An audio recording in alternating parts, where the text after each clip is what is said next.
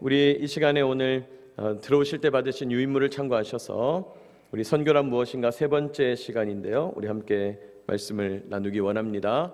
먼저 유인물 보시면 지난 시간에 배운 내용이 등장하죠. 우리 지난 시간에는 선교란 무엇인가 두 번째 교회의 존재 이유에 대해서 함께 나눴습니다. 지난 시간에 나눈 내용들을 잠깐 살펴보면요, 교회는 만민이 기도하는 집이다. 예수님께서 이사야서에 있는 말씀을 인용하시면서 성전의 기능, 그리고 장차 그 성전이 예수님의 몸을 통하여 이제 이후에는 예수님의 몸된 교회, 그게 성전 공동체다 그랬는데, 그러므로 교회는 만민이 기도하는 집, 즉 하나님과 연결되는 유일한 공동체인 거죠. 우리가 하나님을 만나고 싶다면, 하나님과 연결되고 싶다면 교회를 통해서 가능하다는 거예요. 교회가 없다면 우리는 하나님을 만나서 교제, 예배, 공급, 성장, 성숙을 누릴 수가 없어요. 교회가 없다면 우리가 하나님께 예배드리고 성도의 교제를 이루면서 성장하고 성숙하고 또 하나님께서 주시는 여러 가지 영적 은사들을 공급받고 이런 일들을 누릴 수가 없다는 것입니다. 교회는 죄악의 권세 아래 놓여 있는 세상에서 하늘로 열린 문이다 그랬어요. 여러분, 이 내용은 사실 제가 지난 시간에 시간이 모자라서 이 내용을 자세하게는 안 했는데, 말하자면 이런 것이죠. 우리가 때로 여름에 짙은 구름이 이제 빽빽하게 하늘을 덮어서 대낮인데도 어두컴컴할 때가 있잖아요. 그런데 그 짙은 구름 너머에 태양이 존재하나요, 안 하나요? 태양이 존재하죠. 그러면 그 빽빽한 구름 가운데 아주 미세하게 틈이 생기면요, 거기만 빛이 쫙 이제 지상으로 비치는 거죠. 교회는 바로 그런 느낌이라는 거예요. 교회가 바로 그 죄악 세상 빽빽한 틈으로, 죄악의 틈으로 잠시 틈을 냈을 때 태양 되시는 주님의 그 사랑이, 주님의 권능이, 주님의 임재가 이 땅에 비춰지는, 그래서 그 부분만 밝은 교회가 바로 그런 곳이다. 그래서 교회를 하늘로 열린 문이다 이렇게 설명을 한 것입니다. 하늘로 열린 문이다. 여러분, 교회에 5대 표지가 있다 그랬어요. 교회는 5대 표지, 예배, 교육, 선교, 친교, 봉사인데 방향이 있다 그랬죠. 위로 하나님께 예배하고, 안으로 성경을 우리가 교육받고 배우고요, 밖으로는 복음을 전하여 선교하고, 공동체 안에서는 서로 친교하고, 공동체 바깥을 향해서는 봉사하는 것, 그것이 교회의 5가지 표지. 여러분, 이 표지라는 말은 교회가 있는 곳이라면 이런 일들이 일어난다 이 말이에요. 또 이런 일들이 일어나고 있다면 그걸 가리켜 교회라고 부른다 이 뜻입니다. 자, 그런데 이 5가지 표지를 선교적 관점으로 재해석해서 교회가 존재하는 이유를 선교적으로 이해해야 된다. 무슨 말이냐? 선교적인 예배를 드려야 되고, 선교적인 교육을 해야 되고, 선교적인 전도를 해야 되고, 선교적인 친교, 선교적인 봉사를 해야 된다. 교회의 모든 활동은 선교에 초점이 맞춰져 있어야 된다 그 얘기입니다. 자, 그렇다면 선교적 관점이 뭐냐? 선교적 관점은 부르심, 소명과 보내심, 사명의 관점이다 그랬죠? 주님께서 우리를 부르셔서 만나시고 예배하게 하시고 그리고 다시 세상으로 보내신다 그랬잖아요. 이게 선교적 관점이에요. 그래서 세상에서 우리를 부르셔서 하나님을 만나고 예배하게 하시고 말씀을 가르쳐 주셔서 다시 세상으로 보내시는 거예요. 그래서 우리는 선교적 예배, 선교적 교육, 선교적 전도, 선교적 친교, 선교적 봉사를 행함으로 교회의 존재 이유를 성취한다는 것입니다. 아니, 목사님, 친교를 하는데 어떻게 그게 선교가 됩니까? 됩니다. 우리가 이 안에서 친교하면서 기뻐하고 행복해하고 즐거워하고 서로 아름다운 공동체를 이루고 성도의 교제를 이루잖아요. 세상 사람들이 우리를 보고 하나님 살아계시는구나 알게 된다고 그랬어요. 그게 예수님께서 하신 말씀이에요. 너희가 서로 사랑하는 것을 보면 너희가 내 제자인 줄 알리라. 친교로도 선교가 돼요.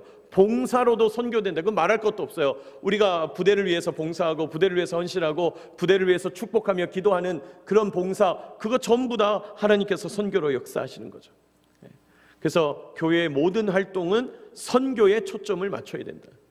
근데 여러분, 오해하면 안 된다 그랬죠. 선교라고 하는 것은 단순히 교회에 사람들을 많이 불러오는 일, 그게 선교가 아니라 선교적 삶을 말한다 그랬죠. 자, 다음번에 나옵니다. 선교적 교회에 속한 성도는 어떤 삶을 살아야 돼요? 선교적인 삶을 살아야 된다. 그럼 선교적인 삶을 산다는 게 뭐냐? 하나님께 공급받아서 세상에 흘려보내는, 하나님께 공급받아서 세상에서 유통하는 삶, 그게 선교적 삶이라는 거예요. 하나님이 이런 삶을 살도록 우리를 부르셨다는 거예요. 하나님이 우리를 하나님의 백성으로 부르셔서 우리에게 사랑 주시고 은혜 주시고 지혜 주시고 생명 주시고 능력 주셔서 공급하세요. 우리가 그걸 받아서 하나님의 사랑 내가 받아서 흘려보내고, 하나님의 지혜 흘려보내고, 하나님의 능력, 하나님의 생명, 하나님의 권능 흘려보내는 거예요. 이게 선교적 삶이다. 자, 그럼 공급받기 위해서, 공급받는다는 것은 하나님과 연결되어 동행하는 삶, 연결되는 삶, 흘려보낸다는 것은 하나님을 드러내는 삶, 하나님을 영광에 내는 삶. 우리의 삶을 통해서 나를 드러내는 것이 아니라 내 뒤에 계시는 하나님이 나타나는 그런 삶을 선교적 삶이라고 한다. 우리는 하나님께 받아서 흘려보내는 일방적인 흐름의 삶. 여러분, 우리 그리스도인들의 삶은 한 방향이에요. 하늘에서부터 받아서 옆으로 흘려보내는 거예요. 다른 사람이 나를 사랑하니까 나도 사랑한다, 이런 쌍방이 아니고, 나는 하나님께 사랑 먼저 받았으니까 옆 사람 사랑한다, 하나님께 지혜를 받았으니까 내가 좋은 아이디어를 낸다, 하나님의 능력 받았으니까 내가 힘을 내서 일한다. 여러분, 그게 일방 흐름의 삶이라는 거예요. 그러니까 엄밀하게 말하면 교회 일이 너무 많아서 힘들다, 또는 목회하느라고 내가 너무 힘들다, 내가 교회 생활할 때 너무 힘들다, 그럼 뭔가 문제가 있는 거예요. 그 힘들면 안 되는 거예요. 왜요? 그 힘은 내 힘이 아니어야 되거든요. 하나님께 받아서 하는 거라야 그게 제대로 된 거예요. 진짜예요. 그렇게 해야 상급이 있는 삶이에요. 그러지 않고 내가 가진 힘, 내가 가진 지혜, 내가 가진 능력 가지고 막 하잖아요. 그러면 소모적이에요. 나중에는 두 손 두 발 다 들게 돼요. 그러면 교회에서 더 이상 봉사할 수 없어요. 여러분, 그렇게 하면 안 된다. 하나님께 받아서 흘려보내는 삶, 여러분 이런 일방 흐름의 삶을 살게 되시기를 축복합니다.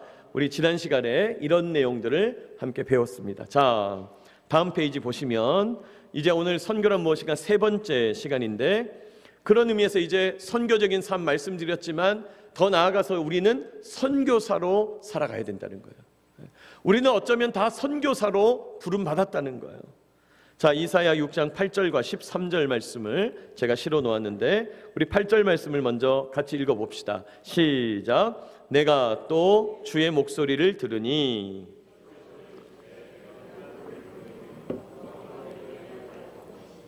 그때에 내가 이르되 내가 여기 있나이다, 나를 보내소서 하였더니 그랬어요. 여러분, 우리 그리스도인들은 하나님께로부터 부름받아서 하나님을 만나요. 오늘도 우리가 지금 예배 시간에 하나님의 부르심을 따라서 이 예배에 나와 응답하고 있잖아요. 하나님을 만나요. 하나님 말씀을 들어요. 하나님께서 공급하시는 은혜를 누려요. 그리고 다시 세상으로 보냄을 받게 된다는 거죠. 오늘 주님께서 이사야를 통해서 누가 나를 위해서 갈까? 지금 저 이스라엘 백성들, 유다 백성들 저렇게 처참하게 무너지고 있는데 누가 나를 위해서 갈까? 이사야가 말했다는 거예요. 주님, 내가 여기 있습니다. 나를 보내십시오. 여러분, 기본적으로 우리는 하나님으로부터 보냄받은 삶, 우리 지난 시간에 선교의 원어적인 의미 미시오, 보냄을 받았다, 기억나세요? 선교적인 의미, 선교사라는 건 보냄을 받았어요. 우리는 하나님으로부터 보냄을 받았어요. 어디로? 가정으로 보냄을 받고, 직장으로 보냄을 받고, 일터와 삼터와 여러 삶의 현장으로 보냄을 받았다는 거예요. 그러니까 여러분, 보냄을 받았다는 이제 그런 개념을 탑재하게 되면 지금까지 우리가 바라보는 삶의 현장이 다 달라지는 거죠. 직장생활 죽지 못해 한다, 힘들다, 너무너무 어렵다, 빨리 이거 끝났으면 좋겠다, 이렇게 직장생활 하다가 내가 하나님으로부터 보냄받았다, 하나님께서 이 부서로, 이 직장으로, 이 회사로, 또는 이 군으로, 이 여러 부대로 나를 보내셨구나, 자세가 달라지는 거죠. 보냄을 받았다. 여러분, 우리는 그렇게 선교적인 사명을 가지고 있다. 선교사로 사는 거다. 나를 보내소서, 이사야가 고백해요. 자, 13절도 보십시다. 시작. 그 중에 10분의 1이 아직 남아있을지라도 이것도 황폐하게 될 것이나 밤나무나 상수리나무가 배임을 당하여도 그 구루터기는 남아있는 것 같이 거룩한 씨가 이 땅에 구루터기니라 하시더라. 이건 하나님께서 하신 말씀인데, 이사야서에서 하나님께서 이 피폐해져가는 이 악하게 우상숭배하며 무너져 내려가는 남유다와 북이스라엘 그 백성들, 그래서 밤나무와 상수리나무가 배임을 당할 것 같아도 그루터기는 남아있다. 그리고 남아있는 그 그루터기에서 거룩한 씨, 거룩한 가지가 다시 솟아나게 될 것이다. 하나님이 희망을 보시는 거죠. 여러분, 하나님의 뜻을 행하는 한 사람만 있더라도 하나님은 희망을 거신다. 뭐 코로나 이후에 어려워졌다, 사람이 많아졌다, 적어졌다, 여러분 그거 다 소용없는 얘기라는 거죠. 다 없으면 어떻습니까? 나 혼자라도 하는 것이죠. 나 혼자라도 주의 뜻을 행하시는 거죠. 여러분, 그 그루터기 위에 하나님께서 놀라운 일을 일으키시는 거예요. 여러분, 우리나라에 복음이 전해질 때 물론 1884년에 우리 기독교만 놓고 보면 1884년에 아펜젤러와 또 언더우드 선교사님, 공식적인 교단 목사님으로서의 선교사님은 그때 들어오신 거지만은 사실은 그 훨씬 전에 평양 대동강변에서 성경을 던져가면서 목배임 당해서 죽었던 토마스 선교사 같은 분이 있거든요. 여러분, 그 한 분을 통해서 이미 우리나라에 복음이 전해지고 성경이 전해지고 그 성경을 받아 읽었던 사람들이 만주에 가서 성경을 번역하고 하나님이 행하시는 일이 있다라는 거죠. 그러니까 여러분, 우리는 단 한 사람만 그루터기, 여러분 그루터기가 뭐예요? 나무 댕캉 배임당해서 그냥 밑둥만 남아있는 거예요. 그러나 그 그루터기만 있더라도 하나님께서 거룩한 일을 행하신다. 여러분, 그런 마음으로 선교사로 살아가는 저와 여러분 되시기를 축복합니다. 우리는 선교사로 살아가는 삶이다. 자, 그러면 선교사가 과연 뭐냐 보자는 거예요. 선교사란 뭐 다 아시는 대로 1차적인 의미는 해외에 나가서 복음을 전하는 분들을 선교사라고 하죠. 그렇죠? 해외에 나가서 복음을 전하는 분들, 여기 해외라고 했습니다마는 보통은 타 문화권, 여러분 다른 나라, 다른 문화권에 가서 복음을 전하는 분들을 선교사라고 해요. 그러니까 우리나라에서 살고 계시지만 몽골 노동자들 커뮤니티에 들어가서 복음을 전하신다? 선교사죠. 왜? 타 문화권이니까. 또 세네갈 사람들, 저 서울에 이태원에 가면 세네갈 사람들의 공동체가 있어요. 꽤 많아요. 우리나라에 세네갈 사람들 엄청 많아요. 그럼 거기 들어가서 복음 전하신다? 여러분 그거 선교사죠. 타 문화권에 가서 복음을 전하는 사람. 그래서 여러분, 이게 고전적인 선교표가 바로 가든지 보내든지잖아요. 가는 선교사, 복음의 사명을 입고 파송을 받아서 그래서 생활비를 고국에서 이렇게 지원받으면서 저 힘든 나라들, 어려운 나라들, 또 복음 안 믿는 나라들 가서 복음 전하시는 가는 선교사가 있는가 하면, 후원하는 우리들은 어떤 선교사예요? 보내는 선교사가 되는 거죠. 이게 고전적인 선교표어죠. 이런 삶이 바로 선교사죠. 여러분, 가는 선교사도 복되고요, 보내는 선교사도 복되는 줄 믿습니다. 그래서 우리도 보내는 선교사 해야 되겠죠. 사실은 우리 교회도 있습니다만 VMCF가 각 기지마다 있고, 우리 예비역 기독교회에 VMCF가 각 기지마다 있고, 또 우리 공군 전체로 VMCF 중앙회가 있죠. 그리고 VMCF 중앙회에서 우리 섬김이 분들을 우리 예비역으로서 사이트포대 섬기는 분들 섬김이로 세워서 파송하죠. 아주 적은 금액이지만 매월 간식비도 보내드리죠. 여러분, 거기에 참여하는 것도 보내는 선교사가 되시는 거죠. 가든지 보내든지, 가는 선교사가 되든지 보내는 선교사가 되든지. 우리 교회에서 선교연금 열심히 하고 또 그 선교연금 가지고 우리가 남부지역 사이트포대 선교하죠. 이번 주 토요일 날도 기획하고 하는 그 모든 일들이 그 일환인데, 여러분 그게 우리가 선교연금 하는 것으로 보내는 선교사가 되는 것이죠. 자, 이게 선교사입니다. 우리가 이미 보내는 선교사로도 자원하고 있고 후원하고 있다. 여러분, 선교헌금에 참여하시기를 부탁드립니다. 중요한 일입니다. 하나님의 관심사가 거기 있어요. 자, 그런데 타문화권에 가서, 해외에 가서 복음 전하는 분만 선교사냐? 아니라는 거예요. 나 일상에서 선교적 삶을 사는 분들이 사실은 선교사죠. 광범위하게 보면 우리는 일상에서 선교적 삶을 살기 때문에 선교사입니다. 그래서 여러분, 선교학을 공부해 보면 선교학에서는 최초의 선교사를 누구로 보냐? 예수님으로 봐요. 천상세계에 계시던 예수님께서 하나님이신 그분이 인간의 몸을 입고 이 땅에 오셔서 성육신하심으로 우리를 만나주시고 우리에게 하나님이 왕이시다 복음을 선포해 주셨잖아요. 그러니까 최초의 선교사는 예수님이다. 왜요? 예수님이 이 땅에 오셔서 선교적 삶을 사셨으니까. 그리고 예수님을 따르는 우리 모두가 그런 의미에서 선교적 삶을 사니까 선교사로 사는 것이다. 자, 그러면 선교적 삶은 뭐라 그랬죠? 아까 말씀드렸죠? 하나님과 동행하면서 뭐 받아야 돼요? 먼저는 공급받아야 돼요. 이 말이 너무 중요해요. 여러분, 공급받아야 합니다. 공급받아야 해요. 운동 아무리 잘해도 밥 제대로 안 먹으면 실력 발휘 못하는 거예요. 하나님 앞에서 공급받아야 하나님의 능력 나타내면서 사는 거예요. 그래서 선교적 삶은 1차적으로 하나님과 동행하며 공급받는 삶 자체다. 뿐만 아니라 그 받은 사랑을, 그 받은 생명, 은혜, 지혜, 능력을 흘려보낸다 그랬죠? 자, 사랑을 흘려보내면 어떤 일이 일어납니까? 하나님을 영광에 내게 된다는 거예요. 여러분, 영광에 낸다는 것은 반사한다 이 말이에요. 반영한다. 하나님의 능력을 다른 사람한테 이렇게 반사시키는 거다.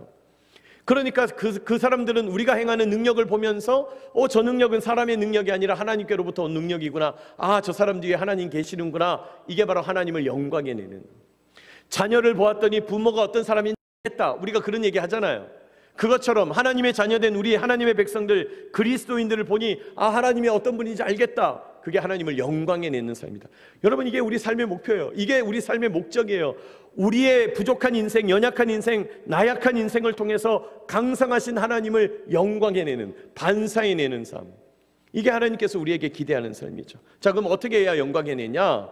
하나님의 사랑 받아서 흘려보내고, 하나님의 생명 받아서 흘려보내고, 하나님의 능력, 지혜, 은혜를 받아서 흘려보내는, 증거하는 삶, 증거하는 삶, 나타내는 삶, 드러내는 삶.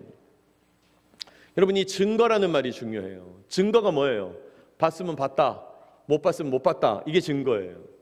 하나님이 당신을 사랑합니까? 네, 주님 저를 사랑합니다. 확실합니다. 저는 체험했습니다. 이게 증거라는 거예요. 설명하고 주장하고 막 논증하고 그럴 필요 없어요. 내가 하나님께 받은 거 그대로 드러내기만 하면 돼요. 증거하는 삶.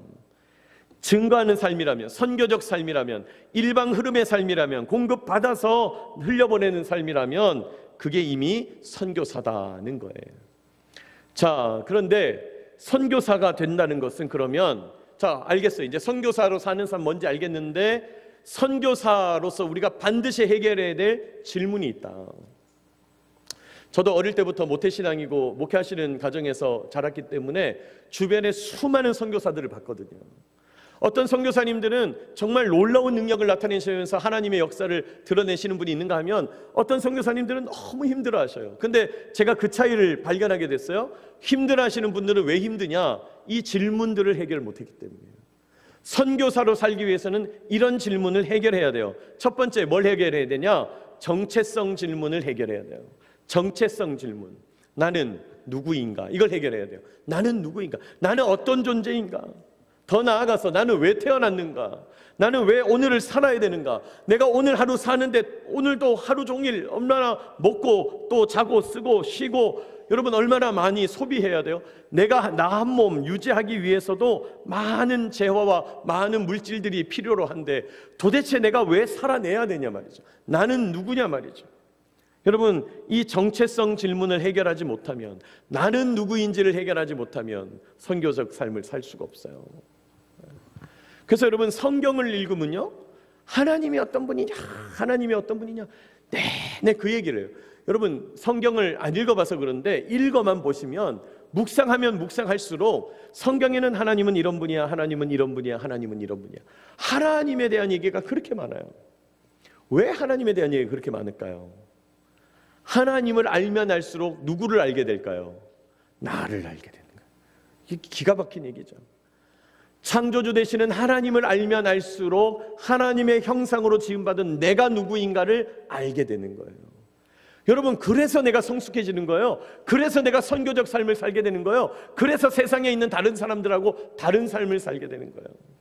세상에 있는 다른 사람들, 나는 누구인가?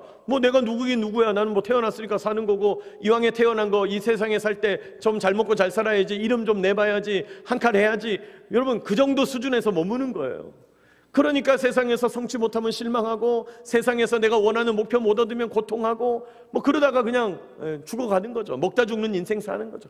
우리는 그런 존재가 아니다 말이에요. 창조주 하나님께서 하나님의 형상으로 영적 존재로 지으신 아름다운 하나님의 백성이다 말이죠. 내가 누구인가를 해결해야 내가 복음을 전하고 내가 누구인가를 해결해야 선교적 삶을 사는 것이죠. 이사야 42장 5절에 이렇게 말씀합니다. 땅 위의 백성에게 호흡을 주시며 땅에 행하는 자에게 영을 주시는 하나님 여호와. 여러분, 오늘 우리가 호흡하면서 사는 것, 우리가 오늘도 영적인 하나님을 느끼면서 사는 것, 우리가 하나님의 지음받은 하나님의 형상이기 때문에 가능한 일이다. 여러분, 우리의 호흡을 주장하시는 분이 하나님이신 줄 믿으시기 바랍니다. 영양제가 우리를 주장하는 게 아니에요. 내가 건강하겠다고 운동한다고 해서 그게 나를 주장하는 게 아니라고요. 물론 목사님 지가 운동 안 하니까 저런 얘기한다. 아니, 그게 아니고 운동하세요. 하는데 운동한다고 해서 내가 건강한 게 아니라고요. 그게 분명해야 돼요. 여러분, 운동한다고 건강한 게 아니고 약 먹는다고 건강한 게 아니에요. 예방주사 맞는다고 건강한 게 아니에요. 건강은 전적으로 하나님께 달려있어요. 왜요? 호흡을 주시는 분이 하나님이에요. 그럼 우리가 왜 그거 맞습니까? 하나님께서 주신 호흡 제가 잘 관리하겠습니다. 하나님이 주신 건강 제가 잘 관리하겠습니다. 그런 차원에서 운동하는 거고 약 먹는 거지, 이걸 매달리면 안 된다 이 말이에요. 여러분, 이게 순서가 뒤죽박죽 되는 거예요. 그렇게 되면. 또 우리를 영적인 존재로 만드신 하나님, 영적인 존재라야 영적인 존재이신 하나님을 만나는 거예요. 그래서 우리는 자꾸 영이신 하나님과 교제해야 돼요. 말을 걸어야 돼요. 주님과 대화해야 돼요. 우리는 그런 존재단 말이에요. 하나님이 우리를 만나기 원하시는, 우리는 영적인 존재로 지음받았다. 하나님이 우리에게 호흡을 주신다. 우리 인생은 하나님께 달려있다.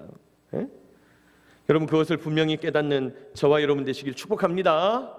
정체성, 나는 누구인가, 이것 때문에 성경을 읽는다. 성경 속에 하나님이 어떤 분이신가가 분명하게 나타난다. 하나님을 알면 알수록 내가 누구인지를 알게 된다 그랬어요. 두 번째, 선교사가 해결해야 될 질문은 사명 질문이에요. 사명이 뭐냐? 하나님이 나에게 맡기신 심부름 일, 이게 사명이에요.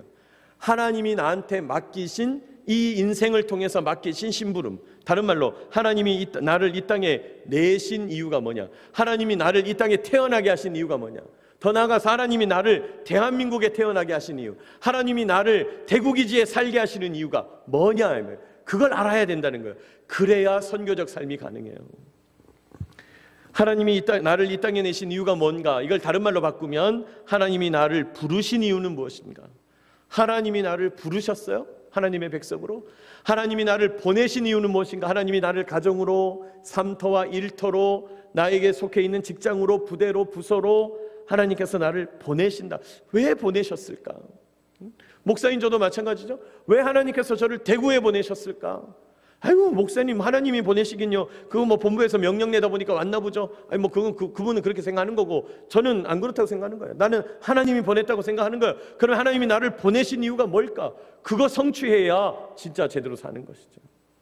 여러분도 마찬가지입니다. 하나님 왜 나를 부르셨냐? 하나님 왜 나를 보내시냐? 또 하나님께서 나를 어디로 보내시는가? 내년에 옮기는 분들도 있죠. 하나님이 나를 어디로 보내실까 말이죠. 보내시는 데를 알아야죠. 그리고 내가 무엇을 하기를 원하시는가? 여러분, 이 질문이 해결이 돼야 선교사로서 살아낼 수가 있어요. 이 질문이 해결이 안 되면 뭐 선교가 뭐고 이게 갈팡질팡하는 거예요. 위치가 안 잡히는 거예요. 그래서 여러분, 과연 행복의 조건이 뭐냐? 행복하기 위해서 어떻게 되냐? 세상은 말합니다. 행복하려면 의, 식, 주, 기본적인 생존이 해결돼야 돼요. 우리나라도 이런 단계를 거쳤죠. 전쟁 끝나고 나서 모든 게 쑥대밭이 됐어요. 그러니까 뭐 기본적인 생존이 문제인 거예요. 여러분, 우리나라가 그 당시 세계 160개국 나라 중에 제일 못 살기로 끝에서 두 번째 나라였다잖아요. 네? 대단한 나라예요. 우리는 하여튼 끝에서 끝을 나지, 우리는 중간쯤 안 해. 하여튼 늘 끝에만 해, 그죠? 못 살아도 제일 못 살지, 보통 못 살잖아. 그런 나라였어요. 근데 잘 살아보세.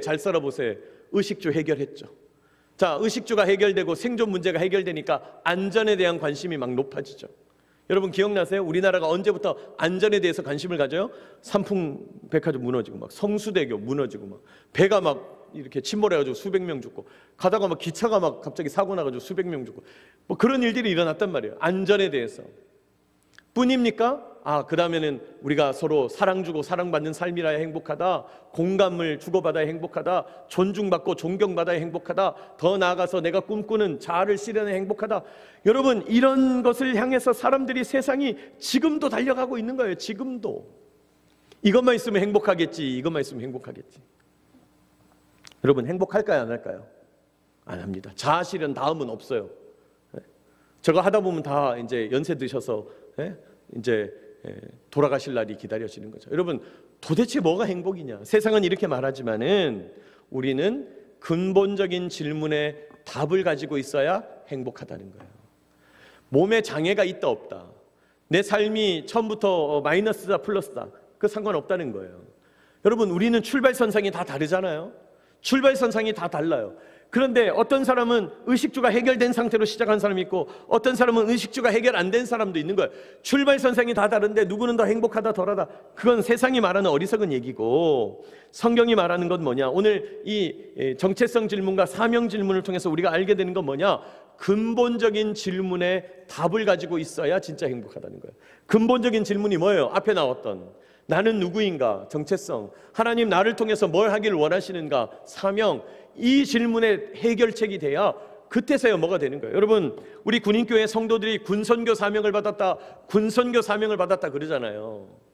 그런데 우리가 군선교 사명을 진짜 제대로 하려면 이 두 질문부터 해결이 돼야 돼요. 이 두 질문이 해결이 안 되면 아무리 교회에서 군선교 사명 얘기해도 그냥 먼 나라 얘기처럼 밖에 안 들린단 말이죠.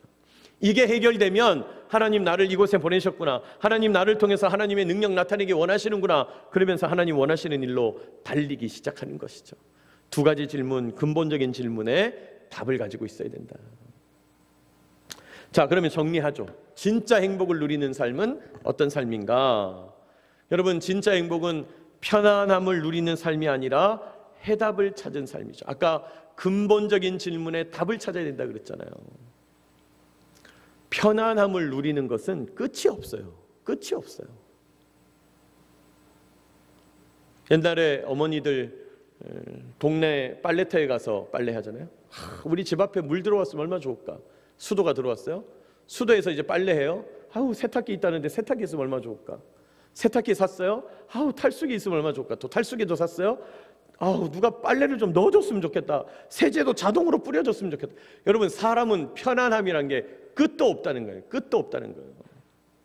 제가 지금은 안 갖고 왔는데 핸드폰, 제가 요새 스마트폰 볼 때마다 기가 막힌 게, 제가 10만 년 전에 그 행정하는 직위에 있었는데, 그때 상급자 목사님들이 막 행사 준비하는데 이것도 요구하고 저것도 요구하고 하는 게 많은 거예요. 그래서 제가 그때 생각해서 내 손에 컴퓨터가 있으면 얼마나 좋을까? 지도 검색도 하고 전화번호도 막 여기서 다 찾고, 그래서 여기서 모든 게 해결됐으면 좋겠다, 모든 게 해결됐으면 좋겠다. 요새 우리 그러고 있잖아요. 근데 요새 제가 뭐 생각하는지 아세요? 카톡 치기 귀찮은데 내가 생각만 해도 글자가 나타났으면 좋겠다, 이러고 있는 거예요. 여러분, 편안함을 추구하는 것은 끝이 없는 거예요. 우리는 전 세계적으로 보면 최고 편안한 수준에 살아요. 근데도 뭐가 불편하잖아요. 근데도 뭐가 불편해요? 이랬으면 좋을 텐데 저랬으면 좋을 텐데. 여러분, 편안함을 누리는 삶에는 만족이 없어요. 진짜 행복은 뭘 찾아야 된다고요? 해답을 찾아야 돼요. 근본적인 질문에 대한 해답을 가지고 있어야 진짜 행복한 거예요. 편안하다고 행복한 게 아니다. 또 참된 행복은요, 물질이 아니라 목적이 이끄는 삶이라는 거예요.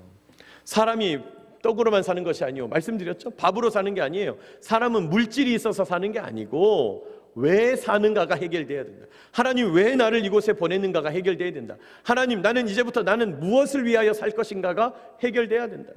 세상 사람들 젊어서는 자기 자신을 위하여 살고, 결혼해서 아이 낳고 나면 아이들을 위하여 살죠. 여러분, 근데 그게 뭐 나쁘다는 게 아니라, 근데 그 정도 수준밖에 안 된다는 거예요. 근데 사실 우리의 삶은 그것보다 더 놀라운 목적이 있다는 거예요. 하나님 우리에게 맡기신 정체성과 사명이 있다는 거예요. 물질이 아니라 목적이 이끌어야 참된 행복을 누릴 수 있다는 거예요. 그리고 가장 중요한 건 이거죠. 죽음 너머에, 죽음 이후에 처소가 예비되어 있는, 예비하는 삶을 살아야죠. 여러분, 우리 그리스도인들, 기독교인들이 가장 강점을 보이는 데가 어디일까요? 죽음 영역이에요. 죽음 영역이에요. 제가 목사로서 장례식을 여러 번 집전해 봤는데, 그리스도인들의 장례는 뭐가 달라도 달라요. 세상으로 볼 때는 너무 흉한 죽음이고 세상으로 볼 때는 너무 안타까운 유족들임에도 불구하고 그리스도인으로 살다가 가는 것은 사실은 우리가 발인 예배라고 부릅니다마는 그건 천국 환송 예배인 거예요. 아유 빨리 돌아가서 어떻게, 아유 이 아까운 인생 어떻게, 말은 그렇게 하지만은 사실은 우리보다 천국 먼저 들어간 선배 되는 것이죠. 죽음 이후가 예비되어 있는가, 너무 중요한 말이죠. 죽음 이후를 예비하는 삶. 여러분 이게 진짜 행복한 삶이라는 거예요. 이게 진짜 행복한 삶이라는 거예요. 여러분 죽음 이후가 예비되어 있으면 삶이 또렷해지는 거예요. 여러분 사람이 죽음에 직면하면 삶이 생생해지는 거예요. 그런 얘기 가끔 들어보시잖아요. 비행기를 타고 가다가 배를 타고 가다가 차를 타고 가다가 위급하고 급박한 상황이 닥쳤어요. 아, 내가 이렇게 죽는가 보다. 근데 하나같이 하는 말 있죠. 기억나세요? 하나같이 간증 뭐라고 해요? 아, 그때 내 인생이 그냥 파노라마처럼 그 짧은 0. 몇 초 상간에 내 수십 년 인생이 쫙 펼쳐지더라고. 왜 그렇습니까? 여러분 우리는 죽음 앞에 서야 우리의 생명이 생생하게 빛을 발하는 거예요. 우리는 원래 그런 존재예요. 죽음에 대해서 잊어버리고 살면 생명도 흐리멍텅해지는 거예요. 그런데 죽음이 반짝 빛을 하면 그때부터 생명의 결이 사는 거예요. 긴장이 쫙 돋는 거예요. 그러면서 내가 정신 차려야지 이렇게 된단 말이죠. 여러분 제가 어제 우리 목장리도 모임 때도 그 얘기했는데 젊은이들 또 여러분의 자녀들 또 여러분도 장례식장에 가봐야 돼요. 장례식장에 가요. 죽음을 묵상해야 돼요. 죽음에 대한 개념에 대해서 자꾸 생각해야 돼요.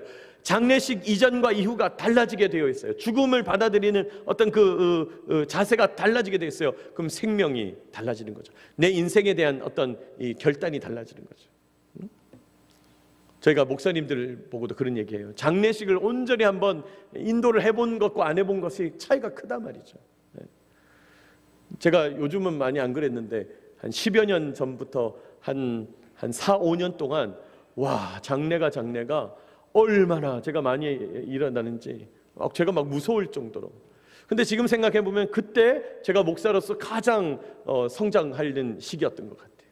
여러분 죽음이란 건 그렇단 말이죠. 우리는 죽음 이후가 예비되어 있는가?